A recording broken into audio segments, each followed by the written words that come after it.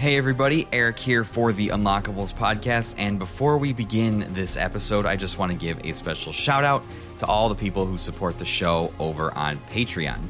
These incredible people are Chris from 1 Hour 1 Decision, Stephen Pay, Dave Jackson, Chris Copleen, Rick Firestone, Colby Moyer, Keith Gasper, Nikolai at Night, Mass Keaton, Ashton Ruby, Chris from A Novel Console, and Ryan from Listoff. I am eternally grateful for your guys' continued support for this creative endeavor and can never thank you enough. Now, on to today's episode.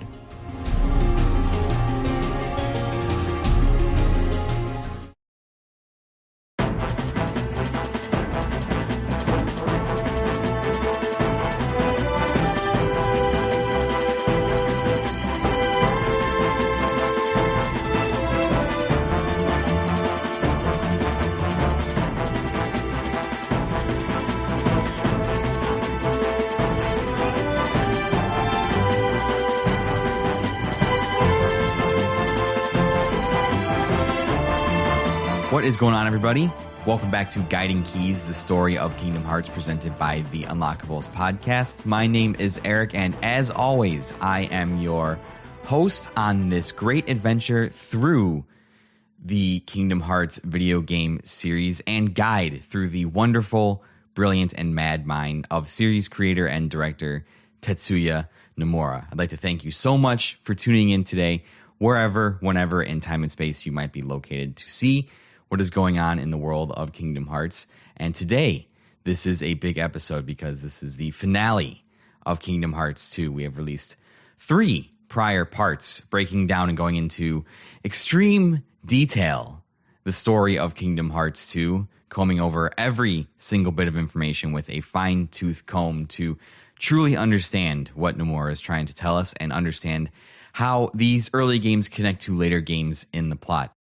And Kingdom Hearts 2 is a big game, and I decided to break it up into multiple parts, and here we are at the finale. So we have a lot of ground left to cover today if I want this to fit all within one episode.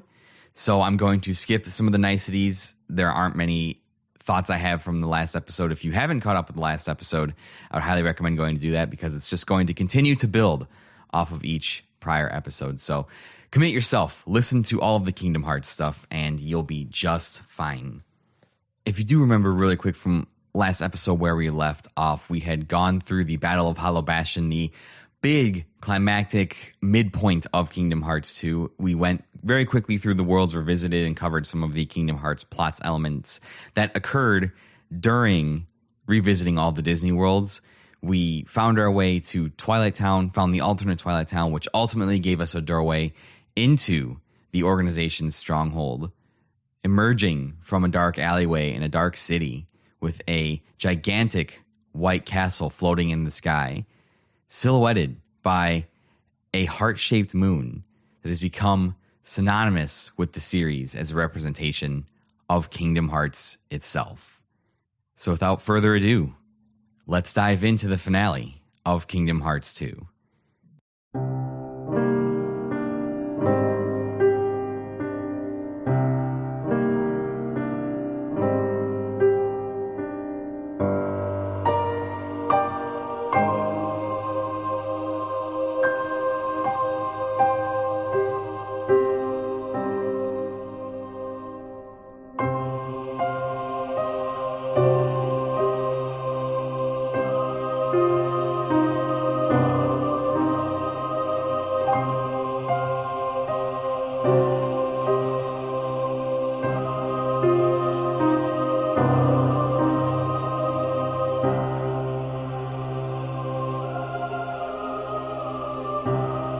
Sora, Donald, Goofy, and Mickey arrive at the Organization homeworld. Yes, you heard that right. King Mickey is actually with us this time. He's not going to run off and disappear. He's pretty much with us to the bitter end for this one. And as I said previously, the Organization homeworld is known as the world that never was. And like I described it, it is a city of eternal night, a gigantic floating castle dominating the sky, and a heart-shaped moon floating just beyond it. The ultimate goal of the organization, Kingdom Hearts. And I know it's going to be a little bit confusing. We'll go over the concepts of Kingdom Hearts once we wrap up Kingdom Hearts 2 here, because it's a little bit confusing, especially once we start to move into the later games in the series. So before they leave the alley and begin their trek through the Heartless infested city, Sora mentions how Axel told him that Kairi is in the dungeon in the castle, which is obviously floating in the sky, so they have to find a way to get to there. And the gang rushes off to find her, with Mickey also being concerned about the whereabouts of one missing Ansem the Wise. And here we go. We're going to start off the episode with one of the best scenes, one of my favorite scenes in Kingdom Hearts 2, one of my favorite scenes in the entire series. So Mickey runs off to get a head start to run towards the castle because they don't actually want him to be in your party. So he just kind of runs ahead to scout ahead and do whatever it is he's doing. You'll meet back up with him later. Don't worry about it. Sora, Donald, and Goofy fight through the city, and they arrive at a city block that is just an open space with buildings all around, and a single tall, familiar-looking skyscraper jutting out of the center. A place that we feel like we've seen before in prior cutscenes, in prior memories, in this dark city that is familiar. And then it hits you, the player. This is the place where Roxas and Riku fought each other. If you remember, Riku was standing on top of that skyscraper before diving down to help Roxas clear out all the Heartless, and then they fight each other. This is the place where Riku captures Roxas. As they step forward, a light rain begins to fall while lightning pierces the sky around the castle and around the heart-shaped moon. And suddenly, from behind him, Donald cries out, and as Sora turns to see, they are surrounded by nobodies. But before he can act, a hooded stranger wearing the black cloak of the organization appears out of a portal, summoning a Keyblade and attacking Sora as a haunting new arrangement of Roxas's theme plays in the background.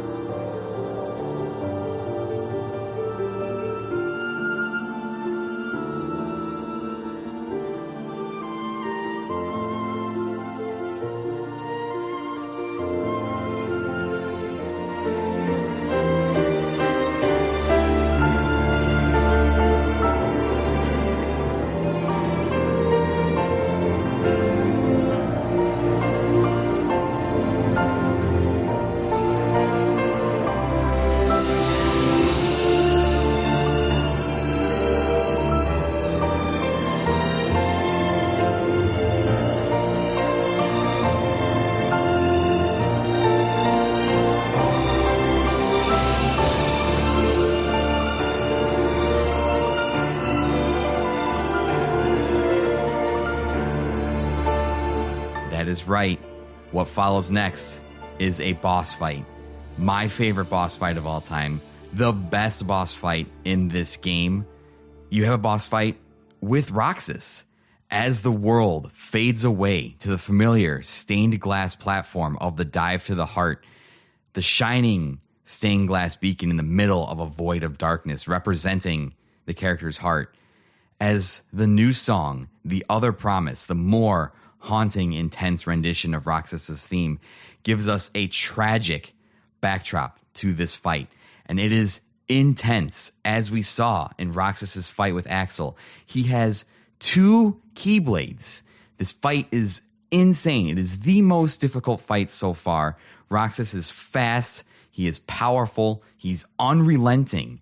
You have to use reaction commands to steal his Keyblades and attack him to make this fight much easier as he whirls a deadly dance around the stained glass platform, shooting beams of light in all directions. Roxas is truly a force of nature to be reckoned with. But ultimately, if you be patient, use your reaction commands, and time your attacks correctly, you can deplete his health bar. But this doesn't defeat him. This just concludes the boss fight. And after the boss fight concludes, we get a scene of the boys fighting. Who are you? Someone from the dark.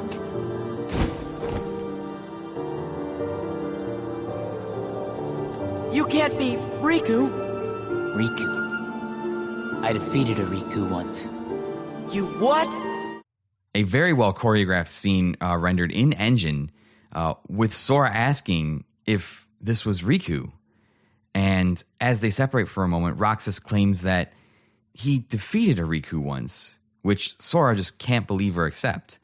The fight continues, and Roxas gains the upper hand, knocking Sora's Keyblade aside with a powerful strike, sending it skittering across the stained glass platform. And as Sora tries to recover it, Roxas pins it to the ground with one of his Keyblades and points the other squarely at Sora. Sora reaches for his weapon, and in a flash, his Keyblade disappears, reappearing in his hand, catching Roxas off guard as Sora delivers a finishing strike, a slash, as he gets to his feet.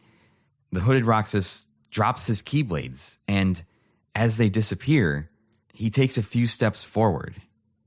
We get a flash of light, and we transition to one of Roxas's memories, as the music has now slowed to the familiar, sad theme of Roxas. We see the moment Roxas comes into being, appearing before a locked gate of the mansion in Twilight Town. This has to be the moment that Sora stabs himself with the Keyblade and becomes a Heartless himself. And no sooner than when Roxas appears, the hooded figure of Xemnas appears immediately to claim him, asking him if he remembers his name, and telling him he can give him purpose. Xemnas makes the letters S-O-R-A appear in front of Roxas before sending them whirling around him at a fast speed. And when they stop, they are rearranged with an X in the center, spelling Roxas, a symbol of his new name, of his new life, and of his servitude to Organization XIII. We transition to another scene with Roxas and Axel sitting on the clock tower of the train station of Twilight Town, and they start to talk, saying they won't be able to do this anymore, and how Roxas needs to go back to where he belongs. Look who's finally awake. Axel.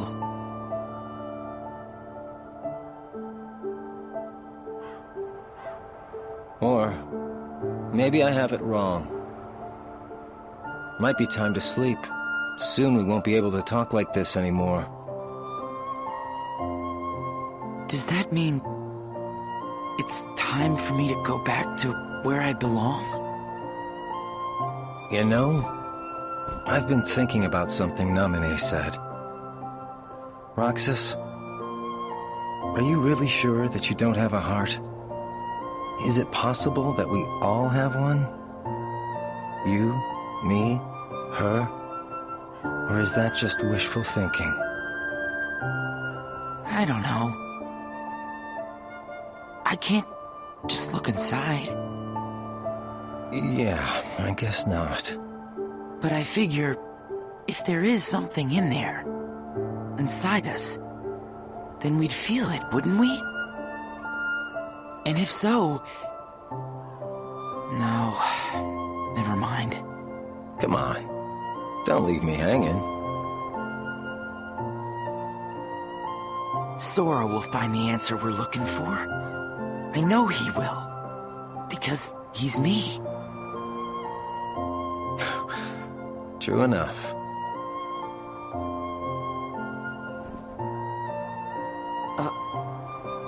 Thanks.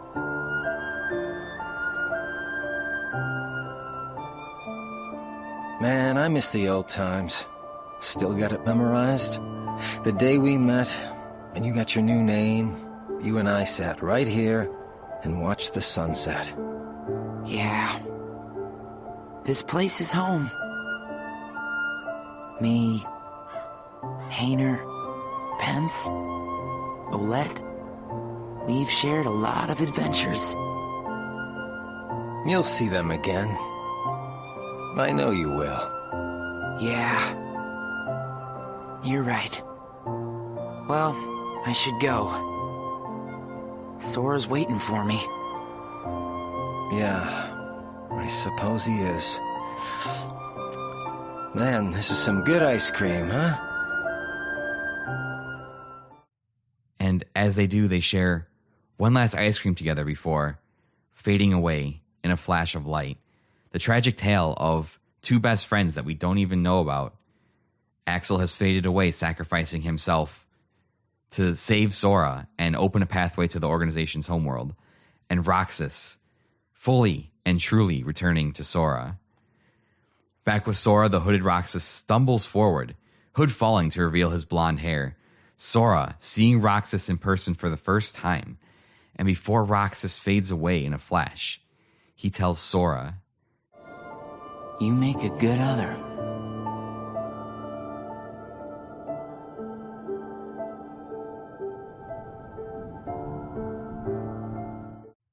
and then all of a sudden, Sora's back in the city, confused as to what just happened, and with Goofy telling him that Sora just disappeared while he and Donald fought off some nobodies. This scene can be a little bit confusing, but remember back in the end of part 3 when Axel rescued Sora and they had that touching moment before Sora faded away? We got a scene with the organization members where Xemnas said that Axel's sacrifice touched Sora's heart and maybe would awaken something inside of him. That something inside of him was Roxas, the pain he felt at the loss of his best friend. Roxas reawakening inside Sora's heart, this being his last best attempt to take control of his own destiny, to not be who people tell him he needs to be, to gain control for himself and not be in the co-pilot seat with Sora. It is a literal struggle within the heart of Sora between the two halves of himself to see which one would ultimately end up being the one that's allowed to exist. And it's funny enough, during the scene where they're fighting, Roxas asks several questions to Sora. Why did he choose you? Asking him why his existence is justified over Roxas's. And we get a scene where Sora is standing on the stained glass platform, and it shows pictures of his friends. It shows Donald, Goofy, Riku, Kairi. He's standing in all the middle of them, and Roxas is floating in the air looking down, and he sees this, and he utters to himself, he's like, I see, I understand, that's why. Understanding that the strength that Sora gets from his friends is his ultimate source of power. And with Sora defeating him, Sora ultimately wins the inner struggle in his heart, and Roxas accepts this, telling him that he makes a good other, he makes a good person who has a being, and decides to be a part of Sora, which is his destiny. This scene, this fight, this moment with Roxas is the payoff for the suffering in his story back in part 1. It is the reason Nomura designed that the way that he did and made it tedious and made it frustrating. And it's the reason that Nomura has been laying out these breadcrumbs for us throughout this game to make us frustrated at Sora, to make us frustrated that people keep referring to Roxas and nobody seems to remember what happened to him. But we know what happened to him because we played as him and we suffered alongside him. Nomura only has so much time to anchor your feelings to the character of Roxas for this payoff and this scene, and it is beautiful and it is haunting. The Other Promise, the track that plays in the background is like my literal favorite piece of video game music almost of all time. It's so good. The way it elevates Roxas's theme from this gentle piano theme that conveys sadness and conveys melancholy and conveys a sense of hopelessness into this multi-layered orchestral track that is intense and desperate and feels like a fight, like a struggle for control, a struggle to define yourself. is incredible. This moment is fantastic. It is the coolest moment in Kingdom Hearts. It is everything that Kingdom Hearts is about. And at the end of it, we go back to the city, and Sora, being the dense motherfucker that he is, still has no idea what just happened or why it's happening. And we have another point of frustration here where the gang really just kind of shrugs and goes, yeah, that was kind of weird, but we're just going to move on. And is not addressed. Roxas once again being pushed to the side, being pushed to the back, nobody caring. The heroes continue to make their way forward, arriving at a cliffside before the floating castle with no way to get to it. It's just there's a cliff face that ends. The castle is out there floating. They cannot get to it. And they catch up with Mickey too, who is also there, who just can't seem to solve this problem of being able to get to this castle that's floating in the sky. We transition here to a scene of Kairi in the castle dungeon with Pluto. And as Saïx walks by Kairi, what are you going to do with us? You're the fire that feeds Sora's anger.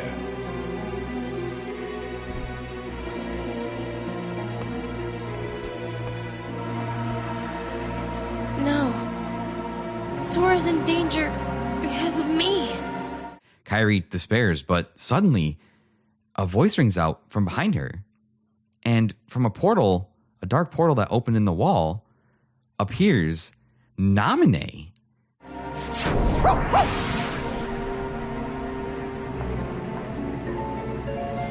This way.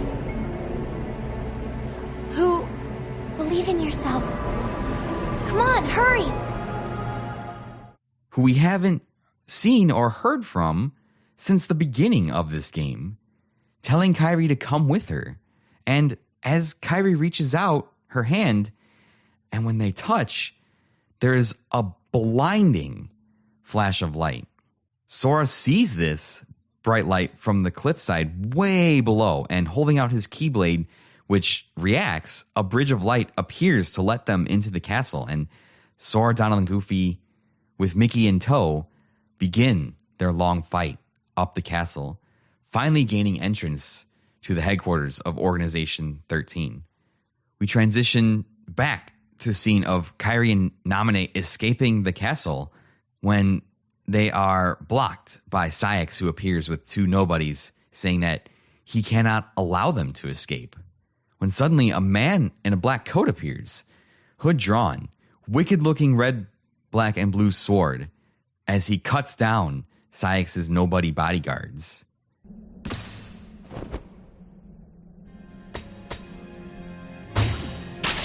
You.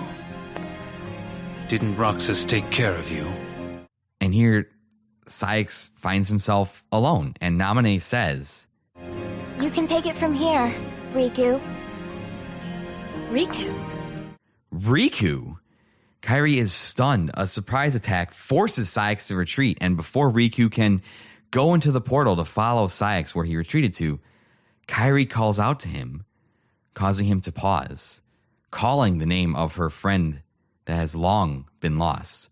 She approaches slowly and pulls back the hood of the organization cloak to reveal the tan complexion, the stark white hair, the piercing yellow eyes of Ansem, Seeker of Darkness, the fake Ansem, the visage of the Heartless of Xehanort.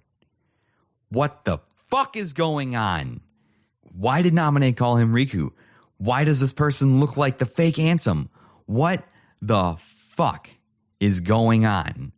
We go back to our group of heroes. King Mickey has run on ahead to find Ansem the Wise, and the trio enter a room where Saïx, having just left his encounter with Naminé, Kairi, and the person who looks like Ansem but Naminé called Riku, Saïx now decides to stand above them and monologue and grandstand, saying that they have no more need for Sora, and pointing to the heart-shaped moon, their Kingdom Hearts that they have built, that is visible through a window that surrounds the room. Sora, you've done well. Where's Kairi? Who knows? I expect she's catching up with her friend from the darkness. What do you mean? She doesn't need you anymore. I'm supposed to believe that? Well, you don't have to. But you can believe this. Organization XIII has no further use for you. Just look there. Our Kingdom Hearts. Thanks to you, we've collected countless hearts. Can you hear their euphoria? Now all they need is one more helping from the Keyblade Bearer. As Saïx summons more Heartless. But as he does, Kairi appears on the higher ledge, crying out to Sora, and Sora sees her for the first time since Kingdom Hearts 1. Distracting him enough that a bunch of Heartless dogpile onto him, Kairi, being a badass, jumps down from the higher ledge to a lower ledge, just jumps off, and it's like a good 15-foot drop, does like a superhero landing on the knee, and it's a really awesome scene for Kairi, who is seen not doing much throughout the first two games of the series. Even in Chain of Memories, she didn't do anything. So just to see her take a little bit of action was super, super cool. So she jumps down to the lower ledge, and as she does, she's surrounded by Heartless. But who should appear other than the individual that was called Riku, but looks like fake Ansem? He pulls Kairi to her feet, and from out of nowhere, hands her a Keyblade. One that kind of looks like Sora's iconic Kingdom Key, but is wrapped in flowers and accents, very fitting for the character of Kairi. And he summons his own wicked-looking sword that we now see resembles a Keyblade. And he and Kairi rush into battle. Saïx is standing above, seeing all of this take place, seeing Kairi and fake Ansem enter the battle, seeing Sora fighting down further floors below. This is kind of like a big atrium. Imagine it kind of like if you've ever been to Embassy Suites with the atrium in the center and the rooms kind of ring all around. It's kind of like that. So Saïx is above on a higher floor, watching all of this unfold. And he looks across the way and he sees more unwelcome intruders. Pete and Maleficent have arrived on a balcony in the same room. And Saïx is just pretty much fucking done with all of the intrusions at this point. He's just this is ridiculous. And Maleficent and Pete have a quick side conversation. They're like, damn, this castle is really nice. When this is all done, Maleficent's like, I'm taking this castle. It is mine. Pete's a little more not too sure about it because he's like, this in-between darkness light world is really freaky. And he's not super comfortable here. But Maleficent is obviously here to enact whatever her plan is as well. As this battle is unfolding, we transition to Mickey Mouse, who has run off by himself to find Ansem the Wise, who he is convinced is here. And we see Mickey just carving an absolute path through the organization's base, just cutting down lines of nobodies as he ascends the castle. Just an absolute force of terror expected from the Disney mascot, the king, the wielder of the Keyblade. And honestly, again, not a light that you see him in too often because he's supposed to be like a cartoon, but here he is a leader. He is a warrior. He is a king. And it's so weird to see Mickey in this light. But again, it's also so awesome. And this is my favorite ideal version of Mickey. Whenever I think of Mickey, this is the Mickey that I think of. As he ascends level after level, he finally finds a man lying on the ground surrounded by nobodies. And after fighting them off, he helps the man get to his feet. The familiar red face-wrapped visage of Diz, who finally unwraps his face, revealing the blonde hair and goatee of Ansem the Wise, a person that had been alluded to since the middle of this game. A person that we've always had an air of mystery around because with the reports from Kingdom Hearts 1 feeling like they were written by two different people, there was always kind of this weird identity thing around the person who is Ansem, right? But this is the true true identity of Ansem, who he was. And Mickey, before greeting his old friend that he talks about finally, before saying anything else, he kind of chastises Ansem the Wise. He says, Ansem the Wise, why didn't you come to me before things got so bad?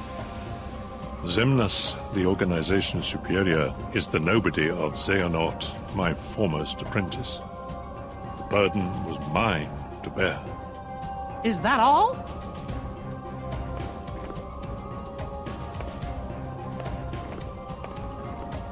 I won't deny there was more. I was obsessed with thoughts of revenge. My apprentices stole everything precious to me. My research and my pride. I can't help you with revenge. I know. Riku's told me 1,000 times. Where is he? He must be with his friends by now.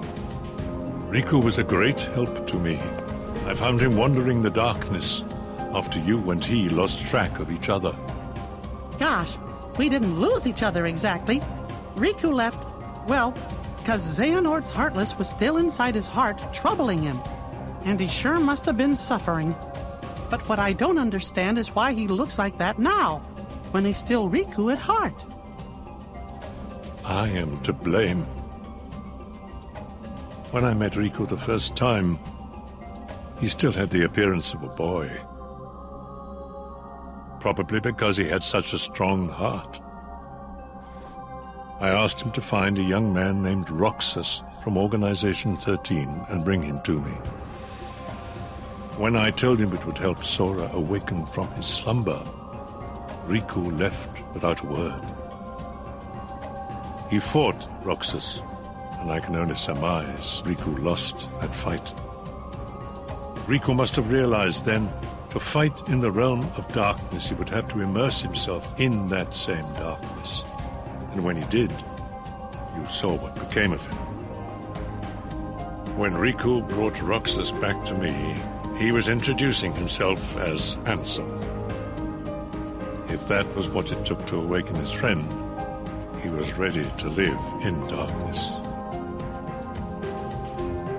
Riku was the victim of my revenge. Oh, how my heart ached. I could only laugh to hide my shame. I guess it must have been after that when I saw Riku again. He said he wanted to help Sora, but he made me promise that Sora wouldn't ever find out about what happened to him while he was out in the darkness. My friend, the time has come. I must make amends to these young people. It is here that we get the entire backstory of Ansem. We get a very, very awesome long Christopher Lee exposition here. He explains how the organization is made up of his former apprentices, with the nobody of his apprentice Xehanort, Xemnas, being the leader, and that he undertook this entire journey that he's been on with working with Riku, capturing Roxas, trying to reawaken Sora as part of his revenge. He was obsessed with getting revenge on his apprentices, on the organization, who destroyed his life, stole his research, basically banished him into the darkness to die. And most interesting of all, he explains that the fake Ansem we've been seeing in the black coat that he was working with at the beginning of the game was Riku. When Ansem the Wise first started working with Riku, he still looked like Riku, like the young boy that we've been seeing in Kingdom Hearts 1 and that we got to play as in Chain of Memories. The reason he looks like the fake Ansem, the Heartless of Xehanort, is because in order to reawaken Sora and complete him, Ansem asked Riku to capture Roxas, the nobody of Sora. Riku left to do this. This is the scene that we see with Riku and Roxas in the city and them fighting. Riku ultimately loses this fight. Roxas defeats him. And what Riku decides to do is he decides to give in to the darkness in his heart to obtain more power, to defeat Roxas, so that he can wake up his friend. Riku decides to embrace the worst parts of himself and give himself over to a life being lost in the darkness to reawaken his friend Sora. And when he does this, Ansem, Seeker of Darkness, the Heartless of Xehanort, being the manifestation of the darkness in Riku's heart, his inner struggles, his insecurities, is what appears on the outside, is what he looks like. Because that is what his visage of darkness is. And with this new power, he's able to easily overwhelm Roxas, capturing him, bringing him back to Diz, who we know as Ansem the Wise, and putting him in that virtual Twilight Town. And here we see something interesting. Ansem the Wise, who we know as Diz. Diz has always been a very abrasive and abrupt person, cold, calculating, almost unfeeling at times. But here we see him racked with guilt and sadness as he realizes that all of this that is happening is basically his fault. Ansem blames himself, saying that all these young people were victims of his desire for revenge, and that he's here to make amends to everybody that he has hurt. So Mickey and Ansem set off together further inside the organization's stronghold, with Ansem carrying a strange-looking device.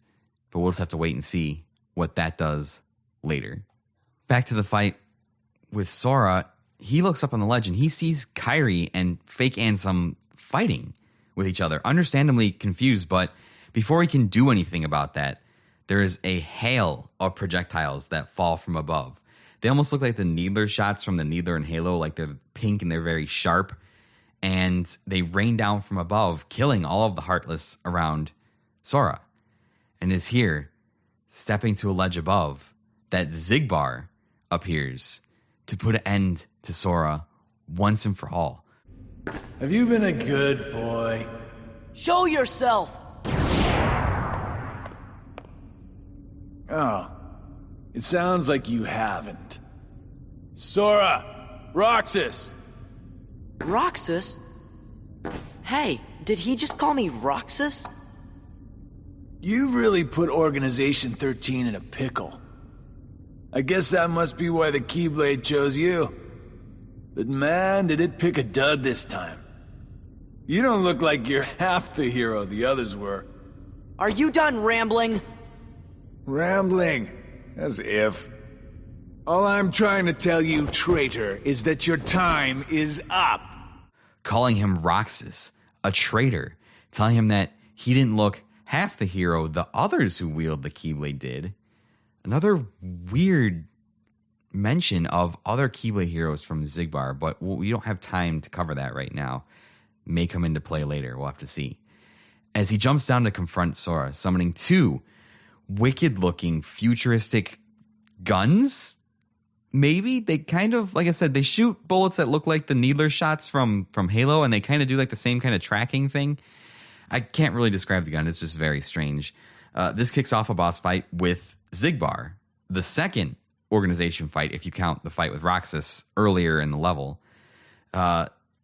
It starts off not too difficult if you block his shots and you can use reaction commands to kind of warp to his shots and kick his shots back at him. It's a very stylish fight, but this fight turns absolutely frightful near the end as his health bar starts to get low.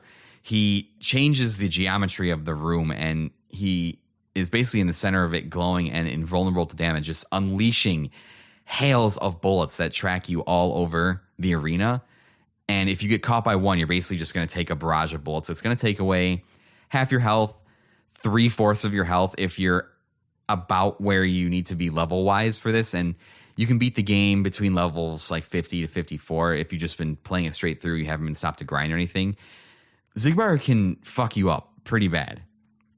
But if you get the pattern down, you're able to kind of lead the bullets like around the room and do like a dodging pattern. He'll eventually exit this state. You can do a little more damage to him. You just have to basically survive those barrages to the point where you can do more damage to him. Something interesting about this Xigbar fight too is that he has a move where he will teleport to a higher ledge and combine his guns into kind of like a sniper. And you'll see from his point of view, looking down a scope, Sora is running. You're controlling Sora, who's running down below, and he shoots at Sora, and you have to kind of like move Sora from his perspective. It's kind of a cool aspect to the fight. Fun piece of trivia here. In the Japanese release, the crosshairs for his scope were more like a traditional crosshair. Like that's what you would see on the screen. In the American release of Kingdom Hearts 2, they turned them into like 3 little triangle dots that would just like center in on Sora because they thought that the crosshair was like too aggressive for American audiences, not knowing that we have the Second Amendment. But, you know, not going to get political on my Kingdom Hearts series here. Just thought that was a fun little tidbit, a change that they made between the Japanese version and the American version because they thought a crosshair was too suggestive. And like, understand, we're still at the time where we're having satanic panic style freakouts in America. You know, first it was Mortal Kombat and Night Trap, and GTA caused a panic with, you know, video games are destroying our kids and causing them to be violent. So they're just not taking any chances of putting. It's the same reason that they switched out the guns that the pirates had in the Pirates of the Caribbean level to crossbows because they are less threatening. So just a fun kind of localization change for the American release there. Ultimately, Sora, Donald, and Goofy defeat Xigbar, and as he drops to his knees, Sora demands to know why he called him Roxas. Why did you call me Roxas? Wouldn't you like to know? And is here kind of funny as a last act of defiance before he fades away. The normally chatty, the normally not at a loss for words Xigbar, who is almost always taunting somebody, only has a couple of words. He only laughs and says, "Wouldn't you like to know?" After the fight, Sora rushes up the various levels of this room and is trying to go join up with Kairi. But before that, we switch to Xemnas standing at the pinnacle of the castle, arms outstretched, summoning Kingdom Hearts as countless numbers of hearts are swirling around it to form the gigantic heart-shaped moon. Yes, Kingdom Hearts. Rejoice and feast on these hearts we offer. Shine your pale light on this empty realm. Share your power with all nobodies. Xemnas, is Kingdom Hearts ready? Very soon. Then I can end this charade? Indeed. How I've waited to hear that. We transition back to Sora and the gang who have reached Kairi and the fake Ansem, who is actually Riku, apparently. Sora starts to tell Kairi how great she was in fighting off the Heartless, and they start to make small talk. And as Sora's trying to make that small talk, Kairi just runs to him and they embrace for a good long time. You are different, Kairi, but I'm just glad you're here. You and Riku never came home, so I came looking for you. I'm sorry.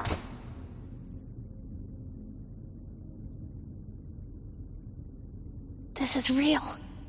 With Kairi muttering to herself that this is real. She's actually been reunited with the person that she cares most about. A very just touching, we linger on it for a few moments, maybe a few moments longer than we need to, but just a very just touching reunion. They could have been crying. They could have said all these words, but at this point, we know how much these characters care for each other. As this is happening, Ansem Riku goes to leave, and Sora doesn't yet realize that this is Riku, and Sora addresses who he thinks is the fake Ansem, the Heartless of Xehanort, that he is angry and furious even now, thinking of all the things that this Ansem still did. But still, in classic Sora fashion, despite everything, decides to thank who he thinks is Ansem for saving Kairi, which just speaks to the character of Sora, that despite how you may have wronged him, the terrible, evil things that you may have done, if you've done something good, he will go out of his way to acknowledge that. He always looks for the best in people. Ansem Riku just goes to leave. He doesn't even acknowledge that this was said to him. But before he can, Kairi rushes forward, grabbing him by the arm, begging him not to go, saying his name.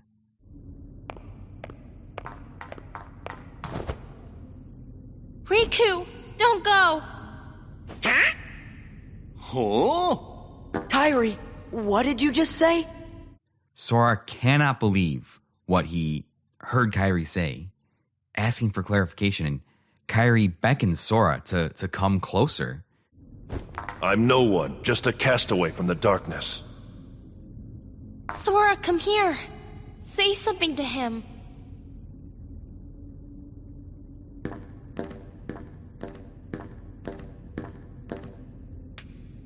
Here.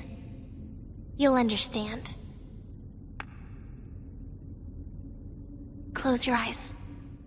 Having Sora take his hand and close his eyes, and sure enough, there in the darkness, sees the visage of Riku as he truly is, his long-lost friend. And in an emotional scene there, in the darkness with Sora's eyes closed, we finally see, for the first time since the Destiny Islands were destroyed in Kingdom Hearts 1, the trio of friends reunited, all holding hands, just all there together. We just get a scene that the camera pans around all of them. Something that we've been building up to for 2 3/4 games now, is reuniting all of these friends who've...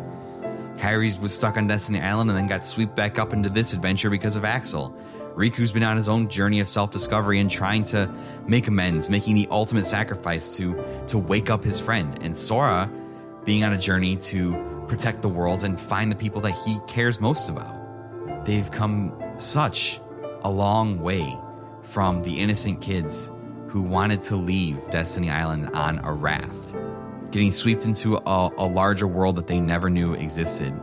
All of them dramatically changed, but still, at heart, those kids that were ripped away from their home. As Sora opens his eyes again, seeing the visage of Ansem, Seeker of Darkness, he knows and understands the truth. And Sora, in a stark contrast to the way that he reacted when he saw Kairi, falls to his knees, weeping tears of joy at finally seeing his best friend again. And I'm serious, like tears streaming down his face. Riku! It's Riku. Riku's here. I looked for you. Come on, Sora. You've got to pull it together. I looked everywhere for you. I didn't want you to find me. But it was him that was helping us, wasn't it? Huh? Those clues we kept finding, that must have been Riku. I was starting to worry you guys weren't ever going to catch on. Sora never did pick the brightest friends. What do you mean by that? Why didn't you let me know you were okay? I told you. I didn't want to be found. Not like this. I couldn't. I fought with Ansem, with Xehanort's Heartless. When it invaded my heart and I won. But to use the power of darkness, I had to become Ansem myself. Does that mean you can't change back? This battle isn't over. And until it is, I still need the power of darkness. Then, let's finish it. You're still Riku, no matter what.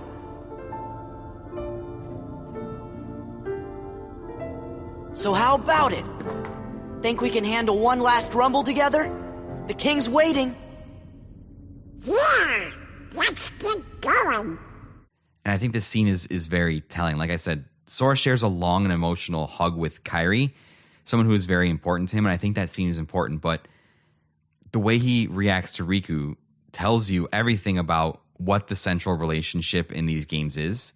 At the sight of Riku, his best friend, who he parted with on awful terms, who he's been searching for, who he thought was lost in the darkness, he literally cannot stand on his own 2 feet and breaks down crying, reinforcing the fact that while, yes, Kairi and Sora have a romantic interest in each other, Kingdom Hearts is and always will be ultimately about the bond between Sora and Riku as friends, the central relationship in the entire series, and not a romantic bond, but a bond between two male friends that is complicated and vulnerable.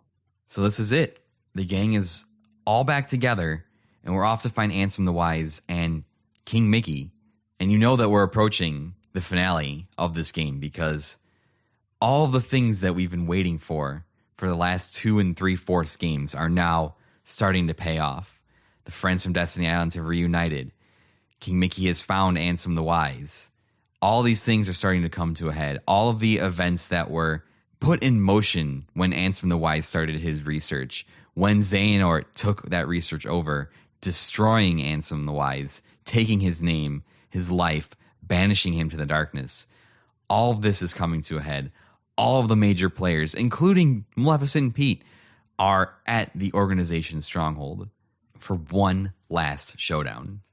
Ansem and Mickey reach an overlook in the castle with a clear view of the heart-shaped moon, and Ansem explains that the device he is carrying can encode Kingdom Hearts as data as a way to interrupt Xemnas' plan.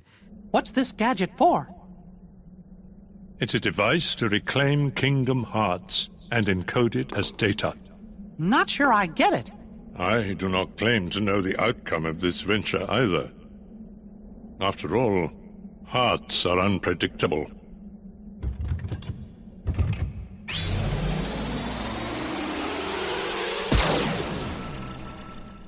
But he claims that he doesn't know if this will actually work because hearts are unpredictable.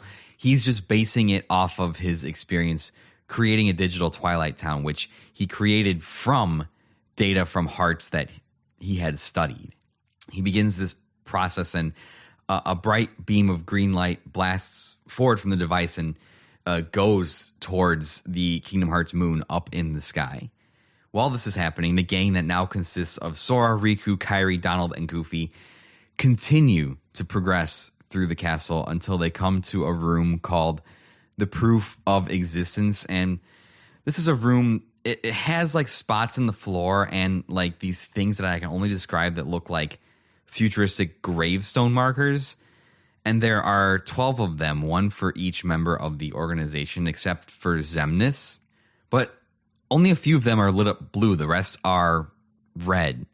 And each of these gravestones and spots on the floor has the symbol of the weapon that member of the organization used. So you can find Demix's sitar on one of them. You can find Marluxia's scythe, Larxine's claws that she used, Lexaeus' giant fucking sword. So basically, this room seems to have been like a tracker to see like which members of the organization were like still alive. But there are only 2 blue ones left lit up. One belonging to the gambler, Luxord. The other belonging to Cyax. And one last one that's lit up at the very end with 2 crossed keyblades, obviously belonging to Roxas, indicating that he's not gone. He's still there. And all of the organization members have like monikers attached with them. So if you interact with Axel's space, you'll get the description, the flurry of dancing flames. If you interact with Cyax's space, he's called the Luna Diver. So all the organization members have like these nicknames that are associated with them. Not that that's like super important, but when you interact with Roxas, it's called the Key of Destiny. So just interesting little information tidbits that we glean from this room that if you interact and take a minute to appreciate, just get little bits more of information about the organization. But like I said, there are only 2 more active spaces aside from Roxas's, Cyax's and Luxord, and you can interact with these spaces and it will teleport you to basically these 2 boss fights that we're about to have. So we'll take the Luxord fight first, and there's not much here.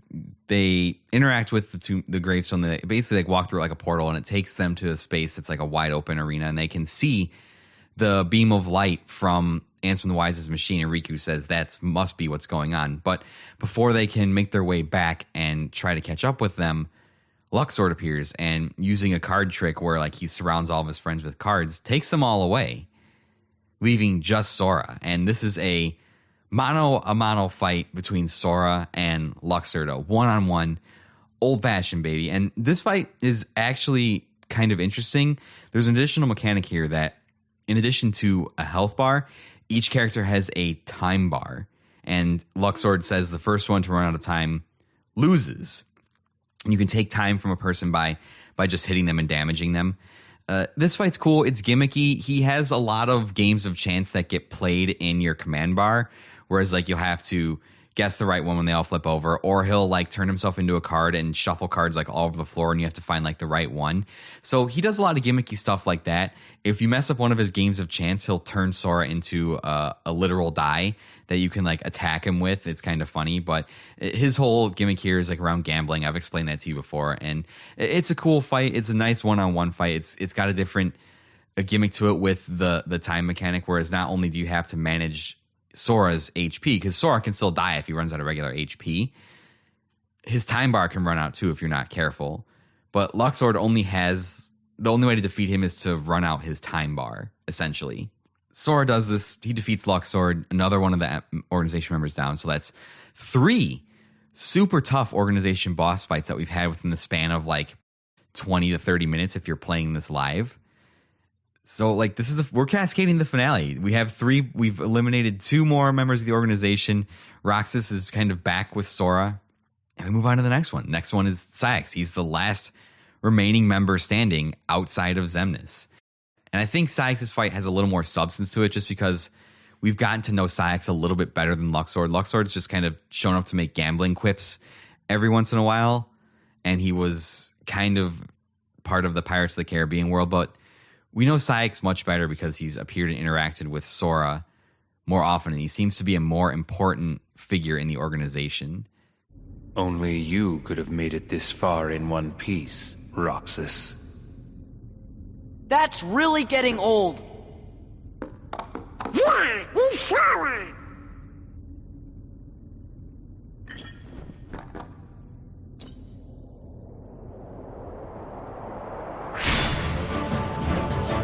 Different name, same fate.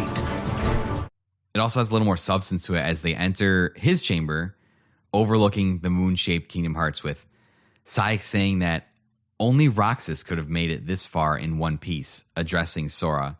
And Sora counters back, and Donald and Goofy rush to defend their friend, saying that he is Sora.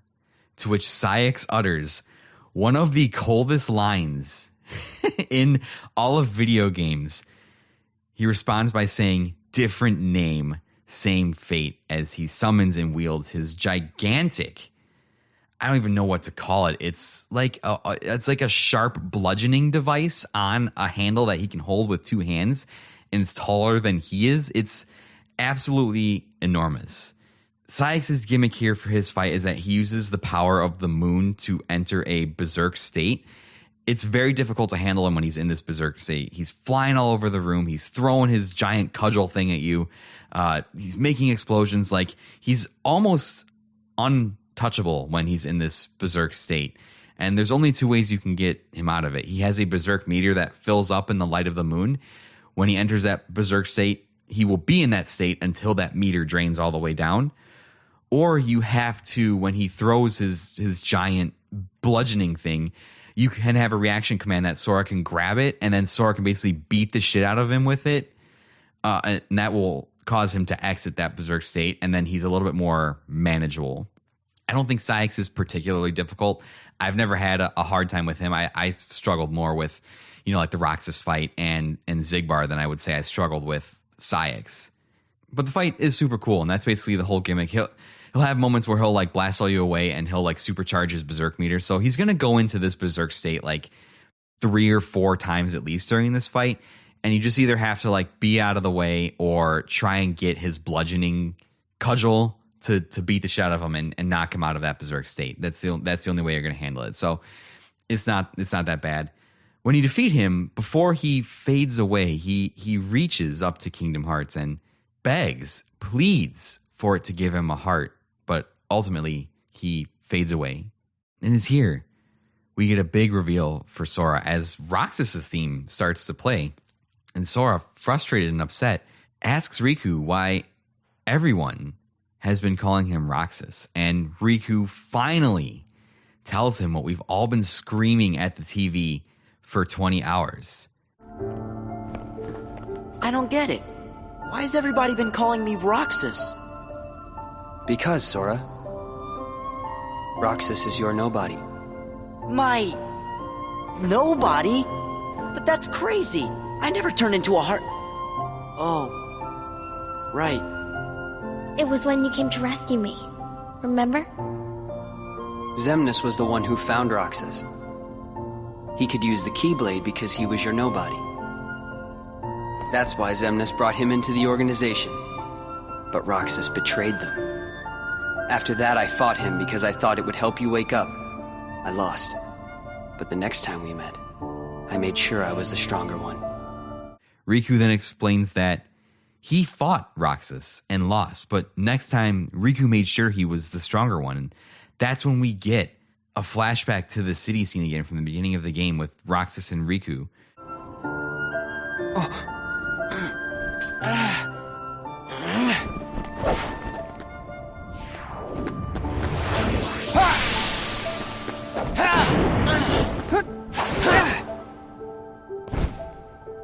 Why don't you quit? Come on, Sora. I thought you were stronger than that. Huh? Get real. Look which one of us is winning. So it's true. You really are his nobody. Guess Diz was right after all. What are you talking about? I am me. Nobody else.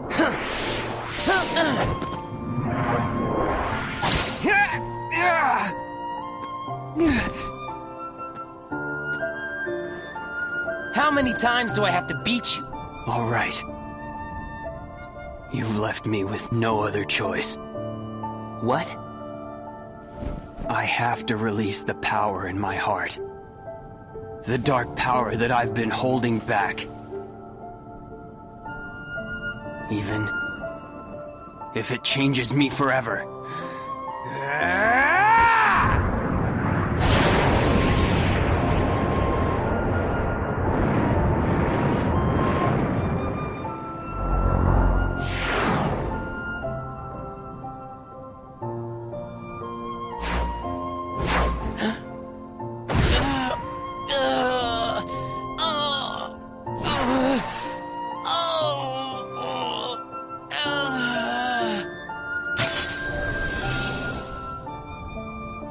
I have accepted it. Showing that Roxas does in fact overpower Riku, and faced with no other choice, Riku plunges his heart into darkness, becoming the visage of Ansem, and swiftly defeats Roxas.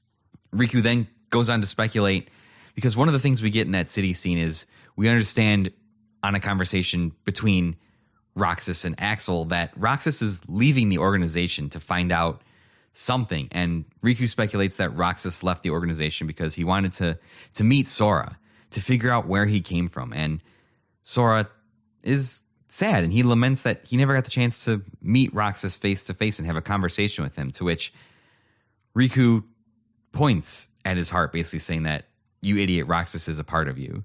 And after this touching revelation, the gang pushes on, and we finally get this revelation. We can finally... Sora gets it through his thick skull that Roxas is his nobody. This is the definitive reveal of this, even though it's hinted at very strongly throughout the game. I kind of probably blunted the effect of this reveal a little bit because I told you guys right up top that Roxas was Sora's nobody. And the reason that I did this is because I think the effect of the player figuring out and knowing that Roxas is Sora's nobody, but Sora not knowing it, creates this interesting relationship between the character and Sora where you're just frustrated with him that he's so stupid and oblivious to this fact that everyone is basically spelling out for him. So from here, as the gang tries to catch up with Ansem and Mickey, Ansem realizes that something is going terribly wrong with his machine as it starts to shudder and spark. Ansem? I'm a fool. I spent years studying the workings of the heart. Yet it seems I still haven't learned a thing. What do you mean? The process of encoding hearts is incalculable. The inhabitants of my twilight town were data created from real hearts. I was convinced that they would think and behave the way I had envisioned, but I couldn't have been more wrong. A heart is so much more than any system. I saw it when Roxas and Kairi crossed paths. I knew, but I was too stubborn to accept it. It's always the same. I try to wrap my mind around things my heart already knows, only to fail. While I was trying to bring Sora back, I had so many plans in store. But once Sora was an acting force, they fell apart. All my research amounted to nothing compared with that one boy's heart. Ansem, a machine! All the more proof that hearts cannot be contained by data. Run, my friend. It's going to self-destruct, and anything could happen. But, Your Majesty! Sora, the rest is up to you. And Roxas, I doubt you can hear me, but I am sorry. Ansem! My heart is telling me what I must do. Please allow me to do what it says. No! Riku! His heart's decided. We can't change that. He can only laugh at himself and his hubris. He laments the failures of his research, the stubbornness of trying to understand things his heart was already telling him were impossible.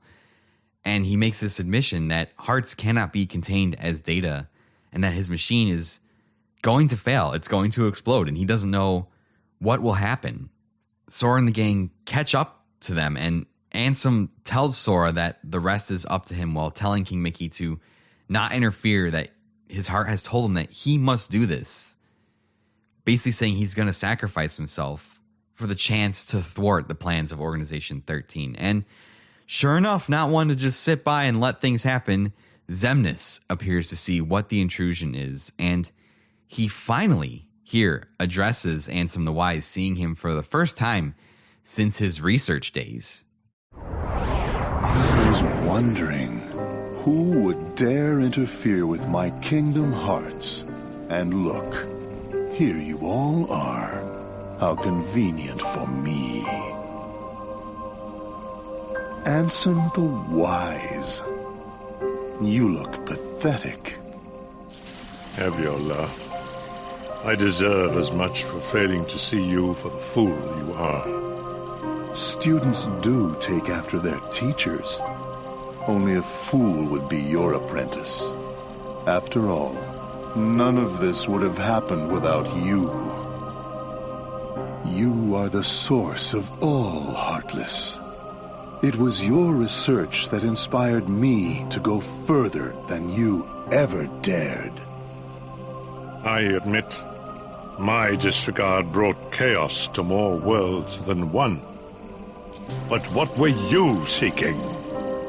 You erased me from the world, only to take my name and continue research better left forgotten. Is this the answer you've been looking for? All that and more. I'm carrying on what you yourself began, and I'm creating a brand new world, one heart at a time. I thought you'd praise me, but all you ever do is hold me back. I understand, though. Unlike me, you have a heart, and you're powerless to control it. Consumed by the jealousy you feel toward the student who surpassed you. Xehanort, foolish apprentice of a foolish man. You have surpassed nothing, only proved how little we both know. We may profess to know the heart, but its essence is beyond our reach. We're both ignorant, as oblivious as when we began. I'm afraid that any world you try to create, any world of yours, would be an empire of ignorance. That is why you and your creation are destined to fall. We've said enough. Riku, you know what to do. King Mickey, my friend, forgive me. Farewell. He knows it's time, and after telling Riku that he knows what to do and apologizing to Mickey, the machine explodes in a spectacle of light as Riku turns to shield his friends from the explosion while a wave of light engulfs them all. Meanwhile, hearts begin to rain down into the streets of the world that never was as the nobodies try to grab them. But instead, this spawns a multitude, countless number of Heartless that begin crawling up the side of the castle. After the explosion settles, Ansem the Wise is gone and our heroes are sprawled out on the floor. And as they come to, Sora looks over to see if his friend Riku is okay, and he rushes over to him. But something is different because he no longer looks like the visage of Ansem, the Heartless of Xehanort. He looks like himself. His stark, long white and blue hair, his pale complexion, he no longer looks like the form of darkness he had to take on. And Riku gets to his feet. He's stunned. He can't believe it. And one interesting feature we see about Riku's design here is that Riku has a blindfold on his face that covers his eyes. And something I may have forgot to mention is during all of the city scenes where Riku is confronting Roxas, he has this blindfold over his eyes. But when he removes the blindfold in that scene with Roxas, that is when darkness overtakes his heart and he becomes the visage of Ansem. So Riku can't believe he's back to his old self. And Mickey did say, Ansem the Wise said, as this machine failed, that anything could happen. And obviously the wave of light changed Riku back into who he was. Sora asks Riku if he's going to take off his blindfold. And after hesitating for a moment, he agrees, slowly removing the band of cloth and revealing his eyes. And Sora asks what it was for, with Mickey commenting that Riku's eyes couldn't lie. And when Sora teases Riku about who he was trying to fool, Riku somberly responds, myself. So this was, I know it's a silly Nomura design for a character to blindfold themselves, but Riku did this because he was having trouble coming to terms with who he was and the things he had done, that the darkness was still inside of him, that he was still struggling with it.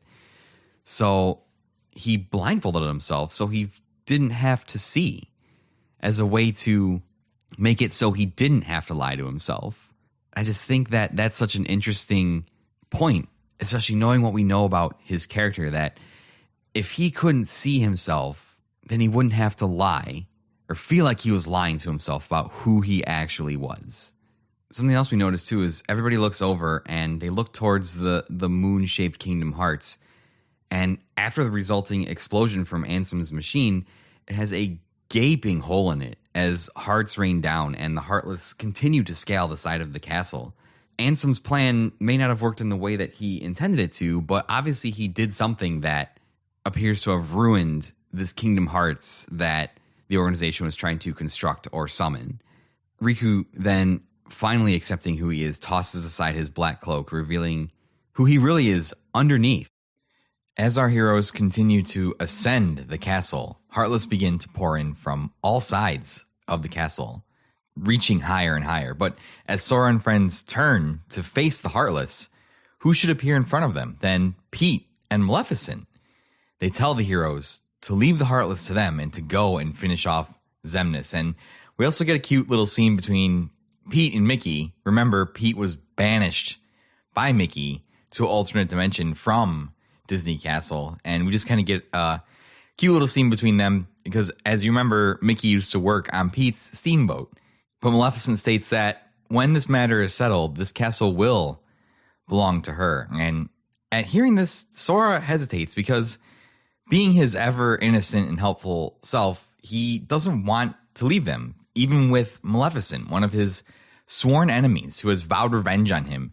He can't help but want to help them. But Mickey intervenes, remembering the lesson that he just learned from Ansem the Wise about interfering with a person's heart when they've made up their mind about what they want to do, what their heart is telling them to do. Mickey tells Sora the same. Their hearts are made up. They can't interfere. So they leave the Heartless Horde to their sworn enemies, and they ascend to the top of the castle to confront Xemnas once and for all. As they ascend the stairs, Xemnas is at the very top, directly under the moon, lamenting the loss of his Kingdom Hearts, saying that he must start again. Oh, my Kingdom Hearts. Ruined. No. I'll have to start all over again.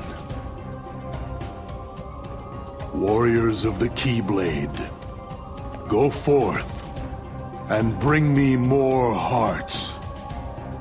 No! And ordering the Keyblade wielders to go forth and gather for him more hearts, to which Sora, Riku, and Mickey all refuse in unison. Xemnas then starts getting all philosophical, asking, Denizens of light, answer this. Why do you hate the darkness? We don't hate it.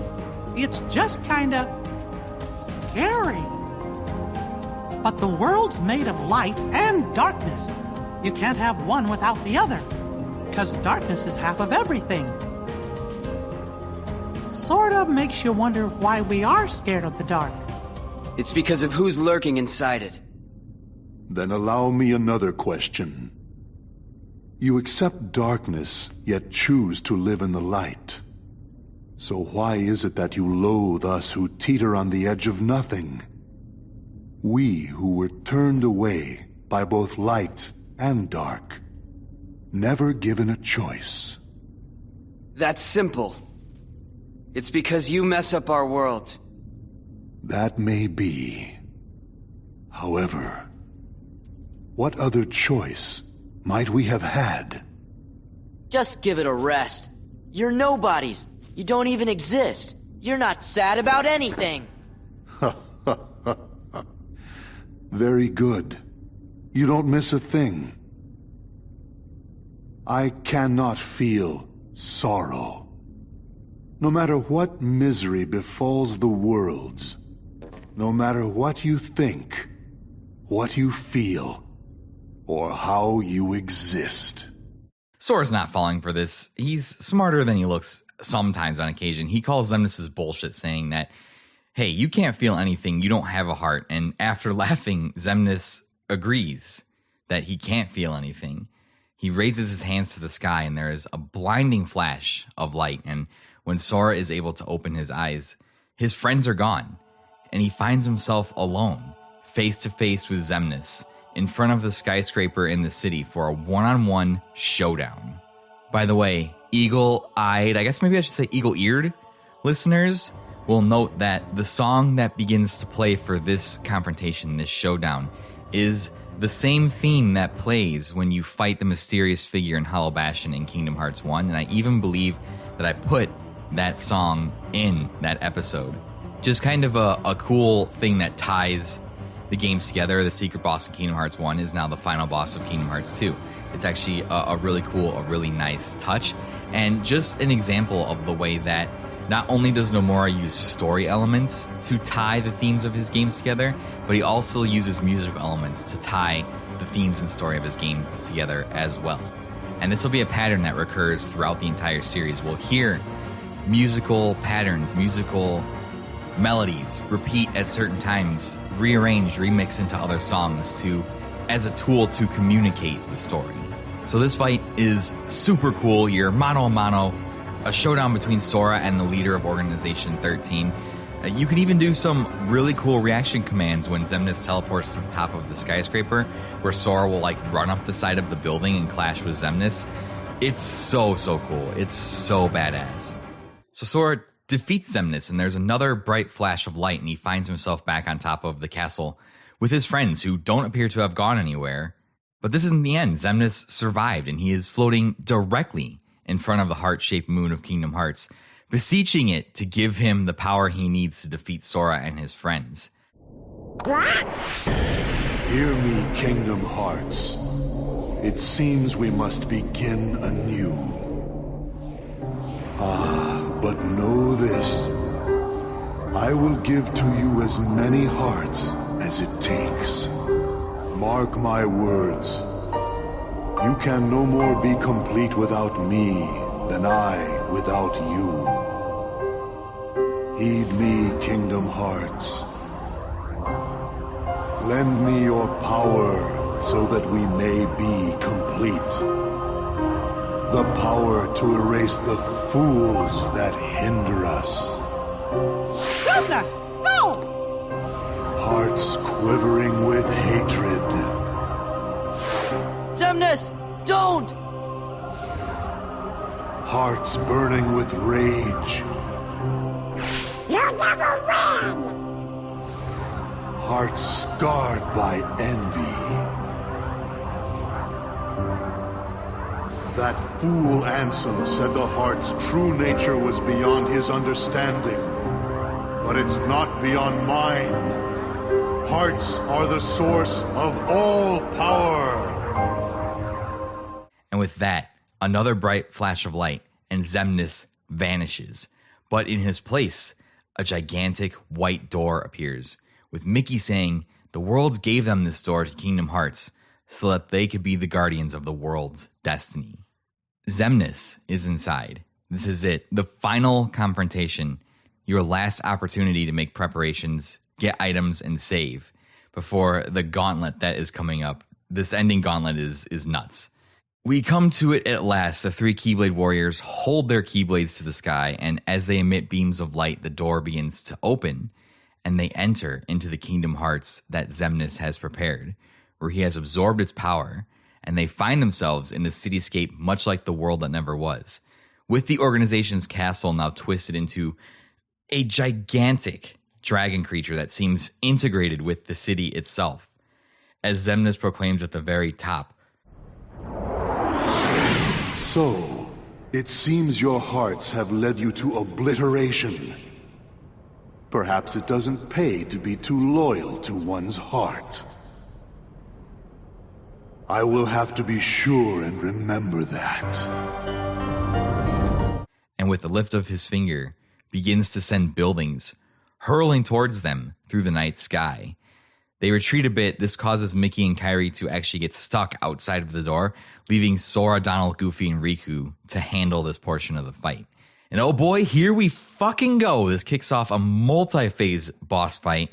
Before we can do that, though, we have to get to Xemnas and the dragon. And first, Sora cuts his way through the buildings with reaction commands allowing him to slice through concrete, through multiple skyscrapers, until he reaches the main structure of the gigantic castle dragon. And your first stop on this fight is two enormous, almost jet engine looking openings that you have to destroy by knocking exploding nobodies that appear into them. Otherwise, and this is timed on each section, you have to use reaction command to dodge back and forth. Otherwise, a giant beam will just come out and like vaporize you. So you eventually destroy both of them. They fall off the dragon. You jump to the next area, which is the energy core you have to destroy. But after dealing so much damage to it, an energy barrier appears that will only dissipate when you defeat a wave of enemies. And after you destroy this energy core, you finally arrive at the head of the dragon, where Xemnas sits, adorned in wicked-looking armor, a suit of armor that is twisted with thorns, and a twisted crown sits upon his head, a representation of him as the master of this realm, the true king of nothingness. But you overcome and defeat him here, and at the top of this castle, the gang has Xemnas cornered as he falls to his knees, pleading for more hearts of rage and anger. I need more rage. I need more hearts. Xemnas, there's more to a heart than just anger or hate. It's full of all kinds of feelings. Don't you remember? Unfortunately, I don't. As the world begins to shake after this, they need to escape, and Riku says he has the ability to open a dark portal, but as he raises his hand, nothing happens. and he's surprised. And Mickey confirms that this means he doesn't belong to the darkness anymore. And really, this is a full circle moment for Riku's journey. Yes, he's relied on the dark powers, but the fact that he can't just open a pathway in the darkness anymore confirms that he's made real progress on accepting himself and accepting who he is. But now how will they escape? And as they look around, Sora and Kairi surprisingly see Naminé as an apparition, and she opens a path for them. Donald, Goofy, and Mickey seem not to notice Naminé as they wonder how the portal just arrived, but they decide to take it before it disappears. And Kairi and Sora approach as Kairi thanks Naminé, fulfilling the line in the journal from way back in part 1 / Chain of Memories that said, "Thank Naminé." Somebody finally thanks her. And Naminé turns to address Sora, saying that they had met again, just as they promised. Thank you, Naminé. Sure. See? We meet again, like we promised. Huh? And as she says this, who should emerge from Sora but the apparition of Roxas, who Naminé is also speaking to and referencing her promise made back in Twilight Town. And it is here, at this moment, with Sora, with Kairi, with Naminé, with Roxas, not just one promise was kept, Naminé to Roxas, but 2 promises were kept. The promise that Sora and Naminé made to one another before Sora went into the pod to have his memories restored. The promise that Naminé said Sora would not remember, but Sora counters and says the links of the chains of memories are still there even if they're taken apart, so the promise is still real. So with her speaking to Sora, saying that their promise has been kept, her promise to Sora has been kept, and her promise to Roxas has been kept, bringing that plot thread from the end of Chain of Memories all the way to the ending moments of Kingdom Hearts 2. You said we'd meet again. But when we did, we might not recognize each other. I did, didn't I? But I knew you. It's strange. I think I understand. I see myself the way you remember me. And you see yourself the way I remember you. I always thought nobodies were doomed to fade back into darkness. Yeah. But you and I didn't. We got to meet our original selves. So, we can be together again. Right. Anytime Sora and Kairi are together. We'll be together every day. Right, Sora? Yeah. Naminé talks to Roxas and says that she always thought that nobodies were doomed to fade away, but Roxas says that they didn't. They got to meet their original selves. And Roxas says that as long as Sora and Kairi are together, he and Naminé will be together too.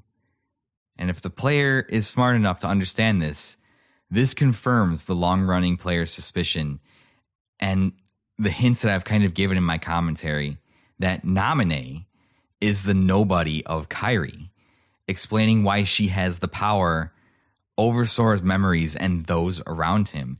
You have to remember, Kairi is a special person. She's a princess of heart. She has a heart of pure light. So her nobody was not made like other nobodies. Her heart, Kairi's heart, took refuge inside of Sora when the world of Destiny Island was destroyed in Kingdom Hearts 1. And Roxas isn't a regular nobody because Sora stabbed himself to release Kairi's heart, but ended up releasing his heart as well. So 2 very special nobodies here. The explanation for why Roxas can wield the Keyblade, the explanation for why Naminé has power over Sora's memories and the memories of those that have met Sora. Kairi responds to Naminé and says that her and Sora will be together every single day. Naminé reunites with Kairi, and with Roxas saying the only other words to Sora in the entire game, Look sharp! causing Sora to straighten up as Roxas reunites with him.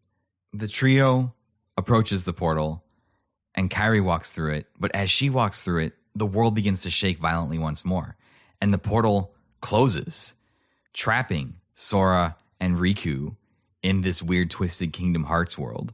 Off in the distance, we see a new dragon emerges from a cocoon of light suspended between 2 clusters of buildings, flying towards them with Xemnas at the head. Riku and Sora jump off of the top of the castle they are on as it begins collapsing all around them. They find a flying machine which Riku takes over piloting and conveniently has a platform for Sora to stand on it, kicking off a sort of shmups section as you systematically destroy the biomechanical parts of the dragon and send it plummeting to the depths. And you can do a couple different moves while you're flying around on this little flying trike thing. You can attack with Sora, you can shoot with Riku, you can use an energy shield to absorb enemy attacks and charge your meter for a super powerful beam attack. Basically, you're just destroying the different parts of the dragon as it flies through the landscape. It's kind of an interesting mix-up part, just to kind of mix up the action, because we're going into a trio of final boss fights against Xemnas. You thought that first part was it? That was just the warm-up, baby. We are in the final confrontation, the final showdown with Xemnas. This is not the end, as the dragon plummets into the depths and the void swirls around the dragon, transforming it into a behemoth, a massive creature, where Sora and Riku land on the head of the dragon, where Xemnas is sitting once again on his throne, in full armor, twisted crown, with all the abilities of the organization at his disposal. And this fight is an absolute spectacle, as Xemnas can send you flying from the head of the dragon into the void, throwing buildings at you, shooting lasers as you use the low gravity to desperately make your way back to him. And meanwhile, the whole time, his voice rings out over the battlefield, taunting Sora and Riku, saying to Sora, "Sora, are you certain that you can trust Riku?" And saying to Riku, "Riku, are you certain that you're not just a Sora?" Attempting to play to both boys' insecurities during the battle. And I think it's a really, really cool, nice touch to have Xemnas' voice booming these sort of taunts that play to the boys' weaknesses at one another. But Riku and Sora don't get distracted. At times, the dragon will use his gigantic wings as a shield to prevent Sora and Riku from reaching Xemnas, but the two boys have a reaction command where they send a building hurling towards the wing shield, shattering it. And after this happens a few times, they finally defeat Xemnas and the dragon, finding themselves in a much different arena, a white void swirling with patterns and symbols that resemble the castle in the world that never was. And Xemnas has one last monologue in him. Heroes from the realm of light, I will not allow it to end this way. Not yet. If light and darkness are eternal, then surely we nothings must be the same. Eternal. You're right. Light and darkness are eternal. Nothing probably goes on forever too. But guess what, Xemnas? That doesn't mean you're eternal. No more eternal than that radiance of yours.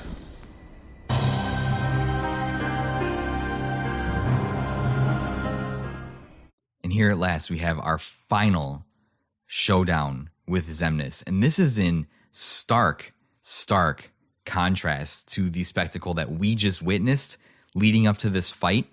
From the moment you step through the doors to Xemnas' Kingdom Hearts, it is a nonstop roller coaster of gigantic showpieces where you're cutting through buildings, you're flying through the air, you're destroying a dragon, you're fighting Xemnas in these gigantic, spectacular battles. And here it's a much more intimate confrontation with just Xemnas. The typical black cloak of the organization has changed into a white coat mixed with black swirls all over, representing the nature of Xemnas as a nothing person, a being between the light and the darkness. And he stands just himself as he confronts Riku and Sora, the two best friends for so long separated, now alone with only each other to rely on, against the person responsible for everything that has happened. It is almost poetic in the way that it was set up. And the theme song for the boss fight titled Darkness of the Unknown, reflects this. I'll put in a couple clips here, but Darkness of the Unknown spans all three parts of the final confrontation with Xemnas. The shmup section with the dragon, the fight in the void with the gigantic dragon trying to land on the dragon's head and defeat Xemnas, and here with Xemnas in this white void of nothingness. And I'll play little snippets of it so you can see how it slowly builds and builds and builds all the way to the dragon fight. And then once we get here to this confrontation, it slows down into this melancholy of a final boss theme battle. And this is in such stark contrast to the orchestral and choral spectacle that was the fight against Ansem in Kingdom Hearts 1 with chanting choirs and loud instruments and a driving theme.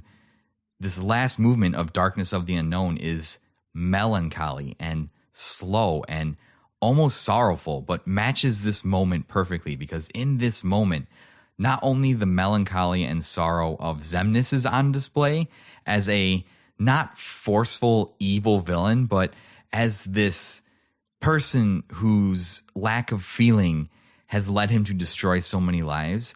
And it also reflects the unresolved sorrow and melancholy and tragedy of what happened to Sora and Riku on Destiny Islands as a result of the things that Xemnas, Ansem, Xehanort, these people did. It's such a beautiful piece of music. It's one of my favorite final boss themes. It's so, so good. And like I said, I spliced it all together here, leading up to, so you can see the way that the movement progresses.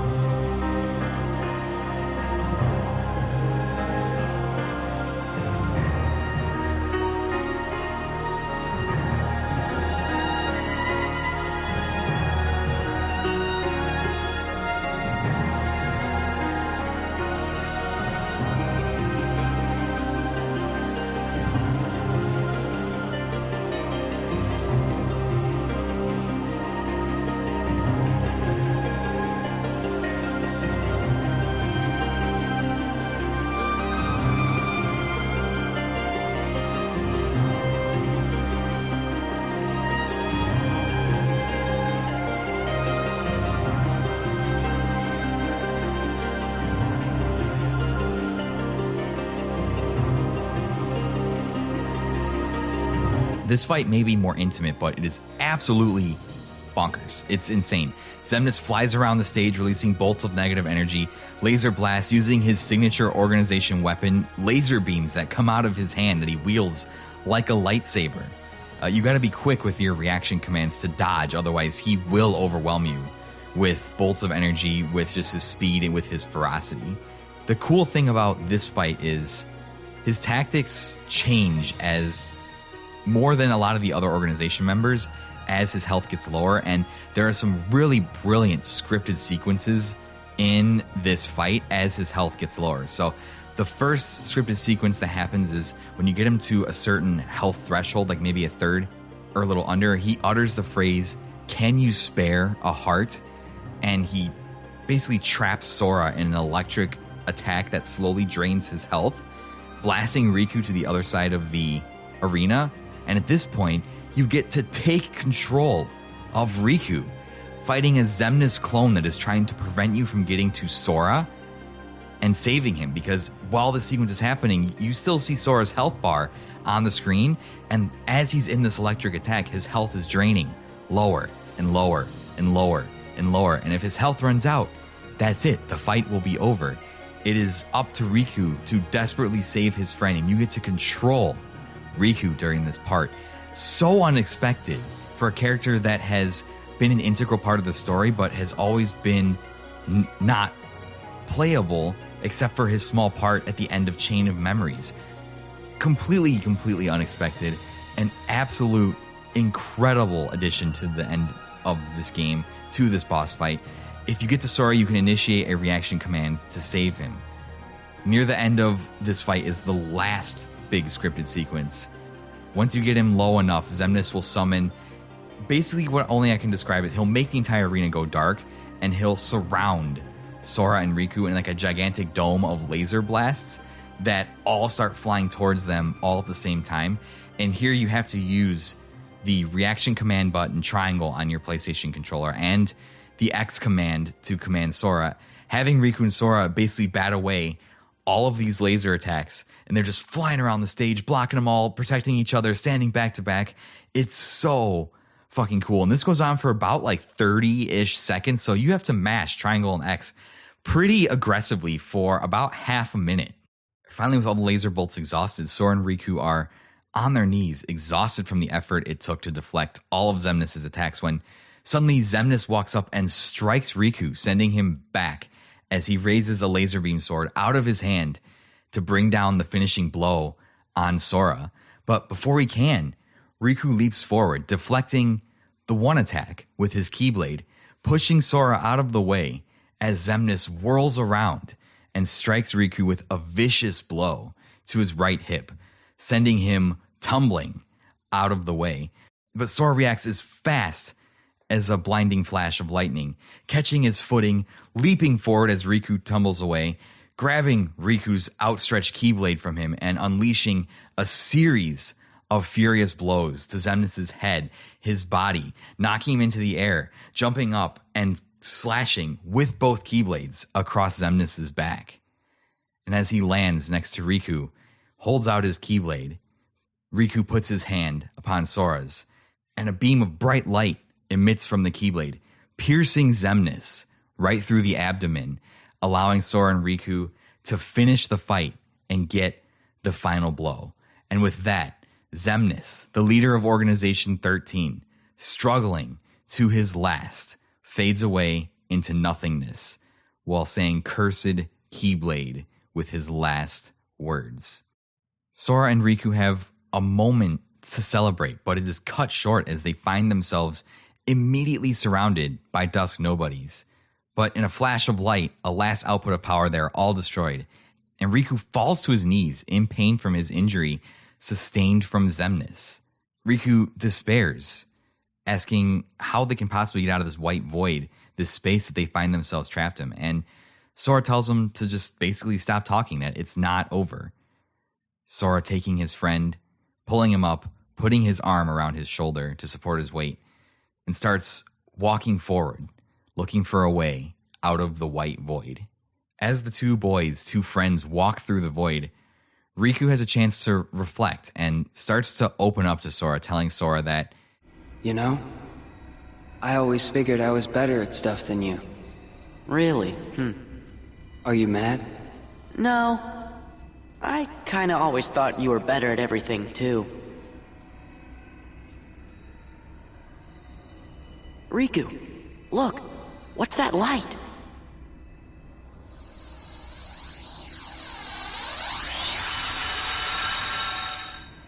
Before more can be said, they see a bright light And as they walk towards it, the scene changes, and they find themselves on a familiar-looking dark beach, waves lapping the shore, fog enshrouding a light in the distance.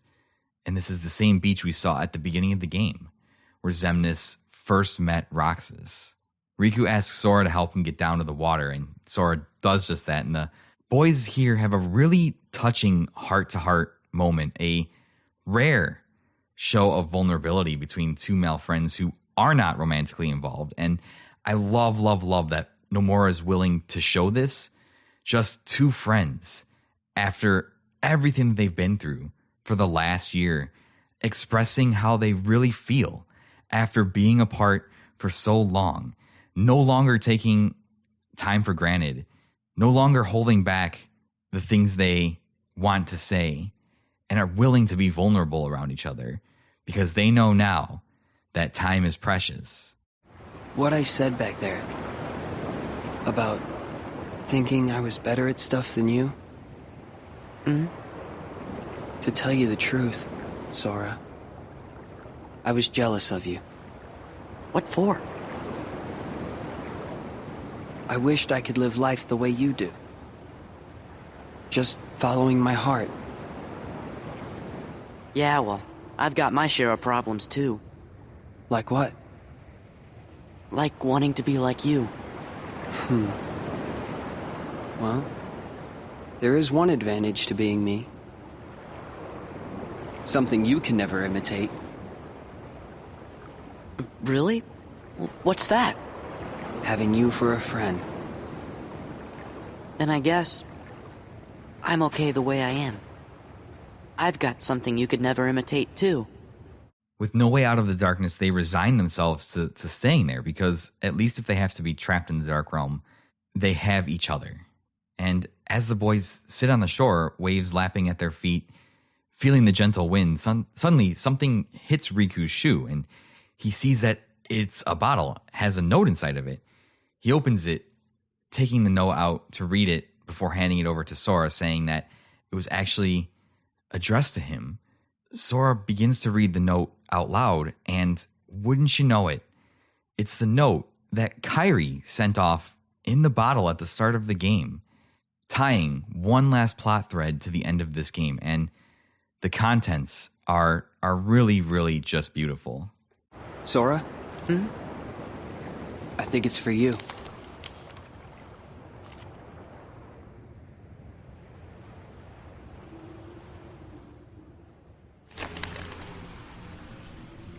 Thinking of you wherever you are. We pray for our sorrows to end, and hope that our hearts will blend. Now I will step forward to realize this wish. And who knows? Starting a new journey may not be so hard. Or maybe it's already begun. There are many worlds, but they share the same sky. One sky, one destiny. And as Sora reads this, the cutscene transitions from the in-game rendered graphics of the cutscene to this incredibly stunning Square Enix CGI that they were known for in the early to mid 2000s. As Sora reads the letter just offshore in the shallows, a doorway of light begins to form, a path back to the realm of light opened by their hearts. And as Sora jumps to his feet, he reaches out for his friend Riku, telling him that they will go together, to which Riku nods, and the two friends walk towards the doorway. The two fall out of the sky, splashing down into an ocean all around them. They look around for a moment, and suddenly hear the voice of Kairi call out to them on the shore. They are back on Destiny Islands. Mickey, Donald, and Goofy are there as well, and all the friends reunite. And as Kairi reaches out for Sora's hand to welcome him home, we see one last flash of Roxas and Naminé looking at each other. And to end the game, Sora simply says, "We're back," taking Kairi's hand while holding the good luck charm she gave him in Kingdom Hearts 1, making him promise to bring it back to her. And with this, the game ends with another promise fulfilled. Roll credits. We do get one final end teaser. Sora and Riku are sitting on the familiar tree in Destiny Islands looking out over the water, a reflection of the image we saw in Kingdom Hearts 1. But the two boys have been through so much in the last year. While it feels the same, it just feels different. When suddenly Kairi rushes up to them holding a bottle with a note that bears King Mickey's seal. As Sora uncorks the bottle and reads the note alongside his friends, the camera pans out to the sky and fades to white as we reach the conclusion of Kingdom Hearts 2.